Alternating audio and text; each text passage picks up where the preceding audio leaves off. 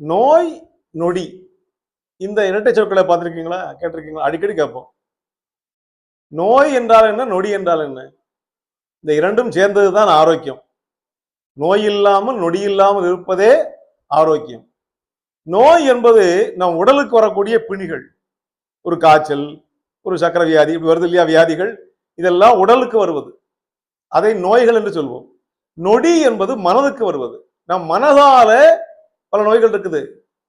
மனித ஜாதியில் துயரம் யாவுமே மனதினால் வந்த நோயடா கண்ணதாசன் சொன்னார். கண்ணதாசன் சொன்னார், கவியரசர் சொன்னார். இந்த மனமும் நோய்வாய்ப்படுகிறது.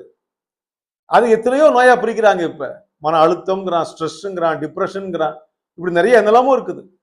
தற்கொலை பண்ணிக்கிறாங்க. அதனால இப்ப இந்த மனமும் நோய் இல்லாமல் பாதுகாத்துக் கொள்ள வேண்டும். நோய் என்றால் உடலுக்கு வருவது, நொடி என்றால் மனதுக்கு வருவது, இரண்டும் இல்லாமல் இருப்பதே ஆரோக்கியம்.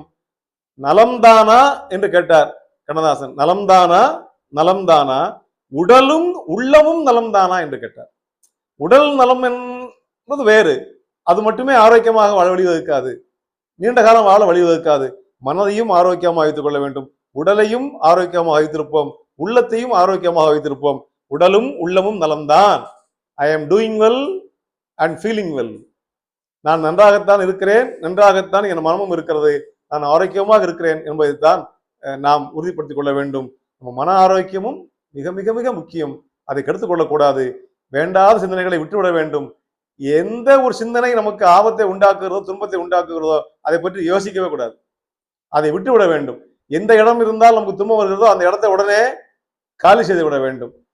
பிரச்சனைகளை மட்டுமல்ல, பிரச்சனைக்குரிய மனிதர்களையும் விலக்க பழகிக் கொள்ள வேண்டும். முக்கியமான விஷயம். பிரச்சனையை மட்டும் விலைக்கு பிரயோஜனம் இல்லை, அந்த பிரச்சனைக்குரிய மனிதர்களை விட்டு விலகி வாழ பழகிக் கொள்ளுங்கள். எல்லோரும் ஒன்றும் தேவையில்லை. ஒரு கோப்பையிலே என் குடியிருப்பு. ஒரு சின்ன இடத்துல குடியிருக்கிறோம், அதுக்குள்ளே வாழ்க்கையை முடிக்க போகிறோம். உலகத்துல 600 கோடி மக்களோட பழக முடியுமா? நாம் ஏதோ ஒரு மூலையில இருக்கிறோம். ஆகையினாலே நம் மன ஆரோக்கியம் யார் மூலம் கிடைக்கிறதோ அவளோட உறவு கொள்வோம், பழகுவோம்.